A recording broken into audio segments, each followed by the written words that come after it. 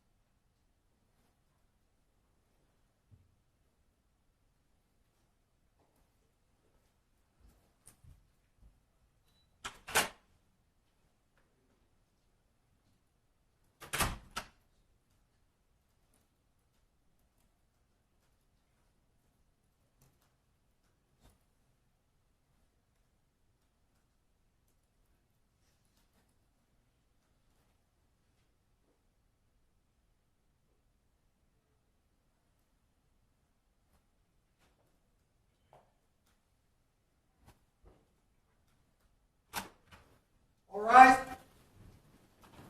14A District Court is now in session. The Honorable Ortella is now presiding. You may be seated. All right.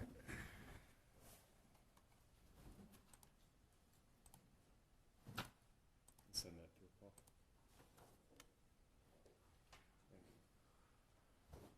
We are now calling case number 25F12175. This is the people of the state of Michigan versus Sherrone Moore.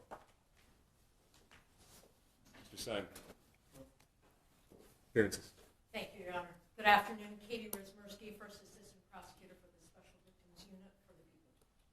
And Your Honor, Joe Simon on behalf of Mr. Moore. That's the charges, sir. We waive formal reading of the complaint. Your Honor, stand mute to the charges. Formal reading having been waived, plea of mute will be entered on your client's behalf. Simon, make your bond argument now or reserve? Your Honor, I think the people want to make a presentation, and I'll go after that if that's okay. All right, Ms. Wisniewski. Your Honor, thank you very much. I appreciate that. Mr. Simon. And thank you for the opportunity to be heard. As the court is well aware, this is not a series of offenses in Michigan that allow you to deny bond. We're certainly not asking for that. This is a felony of home invasion third degree, misdemeanor stalking, and misdemeanor entry without permission. Your Honor, we are asking for a $25,000 cash or surety bond in light of the fact that we cannot ask for you to deny bond. I get that he is a man of means, and so this is a bit of a nominal monetary ask, but quite frankly, it would be an ask that I would make for any defendant charged with these offenses before you. So what strikes me as perhaps more important in this scenario are conditions that I would like to ask for, because of course, as you know, Your Honor, you're tasked with trying to make sure that he reappears, but also the safety of the public and this victim in particular. So, Judge, in addition to an ask for a $25,000 cash or surety, we are asking, should he post that? Should you impose that? We are asking that you order that he undergo a mental health evaluation. We are asking that you order him to submit to a GPS tether and that there be a no-go to this victim's residence or place of employment. Ask that you order that there be no contact with her whatsoever in any means, any fashion, direct or indirect, that there be no stalking behavior of any kind, that he be ordered to surrender any and all weapons, further that he be ordered to surrender his passport. Judge, the reason, Your Honor, the reason we make those requests is in light of the factual scenario that gives rise to these charges.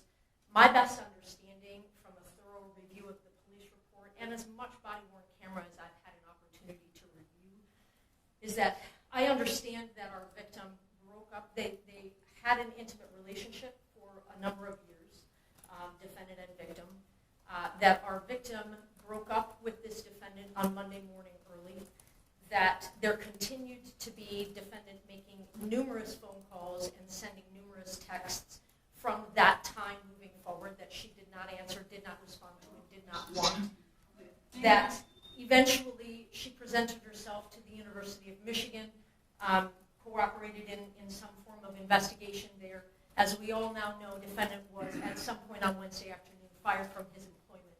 He then, at some point soon thereafter, came to her apartment in the address that is alleged in the complaint, barged his way into that apartment, immediately then proceeded to a kitchen drawer, grabbed several butter knives and a pair of kitchen scissors, and began to threaten his own life. I'm going to kill myself. I'm going to make you watch. My blood is on your hands. You ruined my life.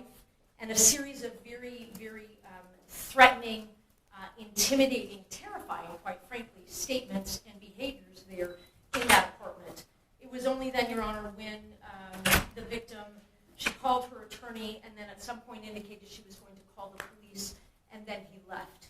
And so, Your Honor, while I understand that there isn't evidence to suggest that he directly threatened the victim with any of those implements that I've indicated, the totality of the behavior is highly threatening and highly intimidating.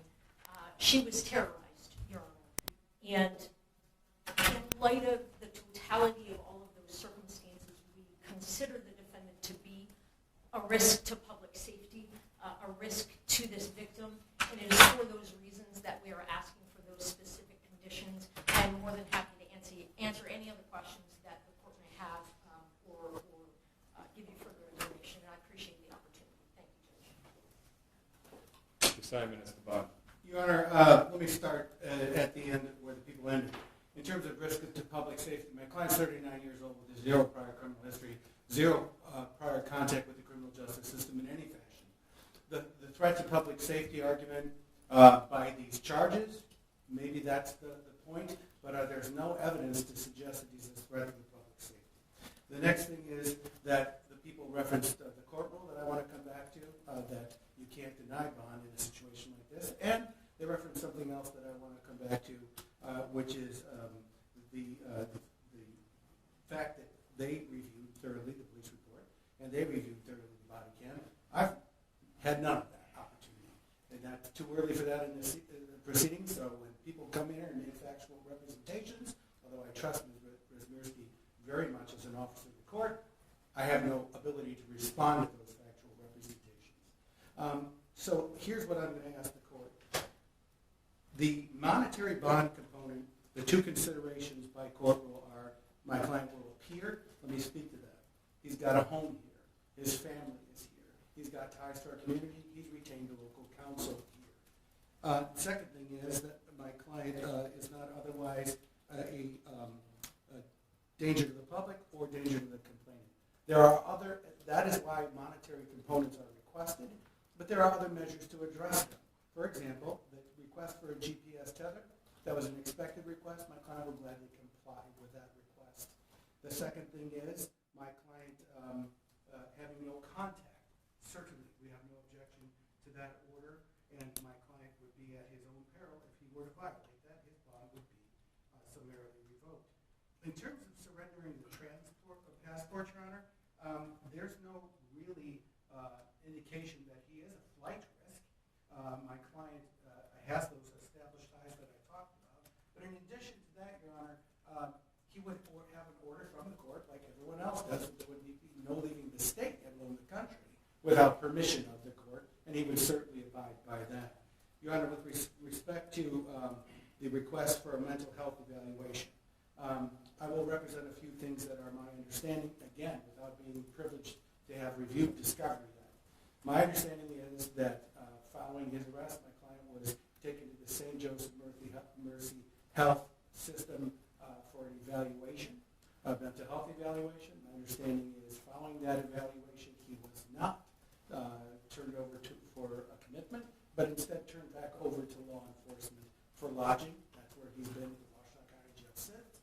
I can also tell the court that the Community Mental Health Department saw my client yesterday for an evaluation as well without any further recommendation.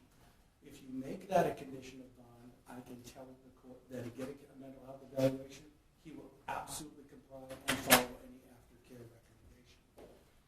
Lastly, Your Honor, with respect to the bond amount. I forgot to speak about weapons. He has no weapons, but he'll surrender. If you order that he surrender any weapons that he doesn't have, he'll be glad to comply with that condition. With respect to the bond amount, Your Honor, in a case like this, with charges like this, in a normal circumstance, we'd be requesting a personal recognizance bond and frankly expecting the court to order that. We all know this is not our ordinary circumstance. It's not an insignificant amount of money to anyone. And I ask that the court set the bond amount to the principles not of my client's bank account, but to the principles of the charges and to the principles of the courtroom. Therefore, I'm requesting that if the court orders a monetary component at all, that it be with a $25,000 10% privilege. And also, Your Honor, if my client is to order to a GPS tether, things have to happen pretty significantly to try to get that in place in time for what we hope to use in this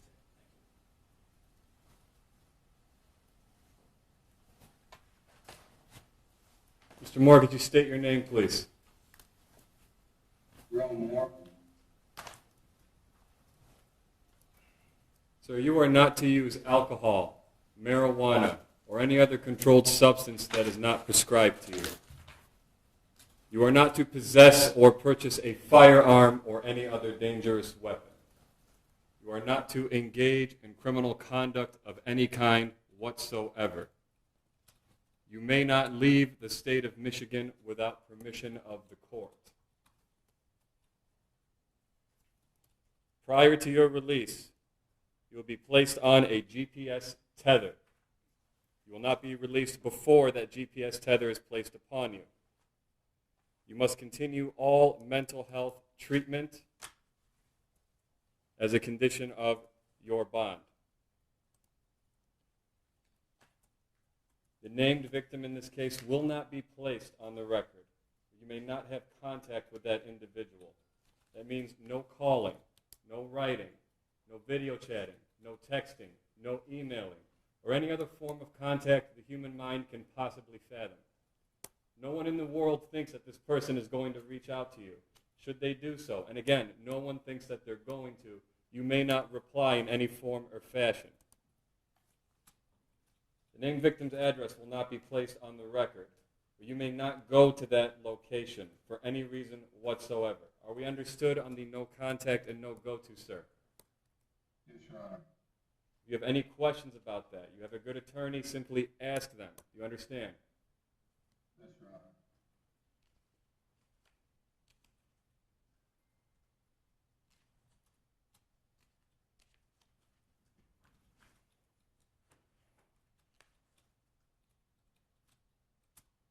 Bond will be set in the amount of $25,000 cash surety, as requested by the prosecution's office. This court does not determine innocence or guilt. This court determines flight risk and community safety. The court finds with these conditions in place, it has been met. Mr. Simon, we are setting probable cause conference at this time for January 8th due to the holidays and scheduling. Is that a good court date for you? Your Honor, my client will waive his right to have that next court appearance within 14 days. I've discussed that with him. I also try to coordinate calendars with Ms. Wismierski. In support of that, I think we're both available on January 22nd. The court would order that. And I'll add one more thing for the record in support of that. I understand that there is continuing investigation. So in addition to the discovery I don't yet have, there may be even more. So it will be January 26th, 2020. 22nd, 15, 22nd. January 22nd then. January 22nd, 2026, 9 a.m., 14A1 District Court, Courtroom C. That will be in person. Sir, do not violate these bond conditions. Follow all orders of the court. Stay in contact with your lawyer. That concludes this hearing. Thank you, Your Honor. Thank you very much.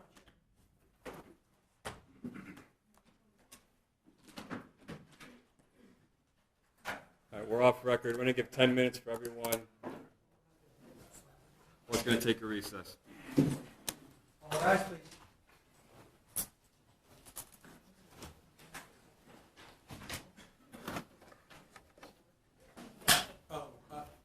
Magistrate, if Katie, can you? Katie. Hang on. mice is everywhere. We're gonna,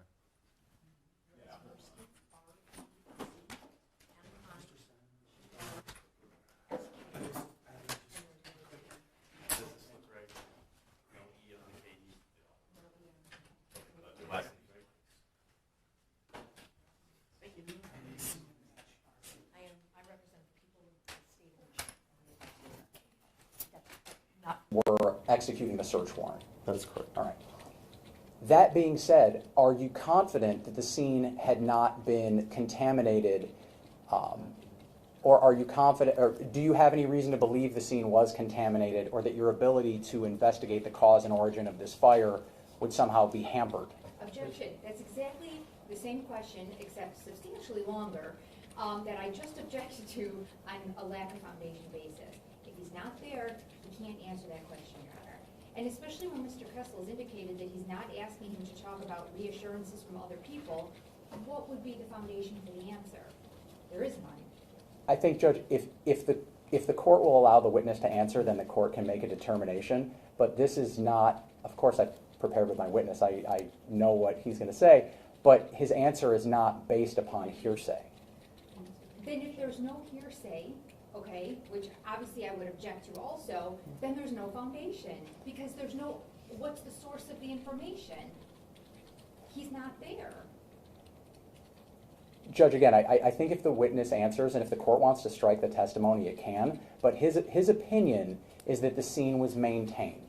And I don't think you have an issue with him having that opinion. I do, I absolutely do, Well- because he's not there to have that opinion. Well, Judge, I think anyone can have anyone, whether it's an expert or not, can have an opinion about anything. And now I'm asking him to explain the basis of his opinion. Whether that opinion comes in, Your Honor, in part is based on whether or not that every witness has to have personal knowledge about what they're going to testify about. You know, if there was some runaround with hearsay or whatever, Mr. Kessel's indicating that's not it. But if he's not there, there is no basis for his opinion, so there's a lack of foundation, which also means there's a lack of relevance. Because I mean, respectfully, I'm not insulting you, sir. How can he even have an opinion or a determination? He can't. You would have to call one of the other people who was present at the scene.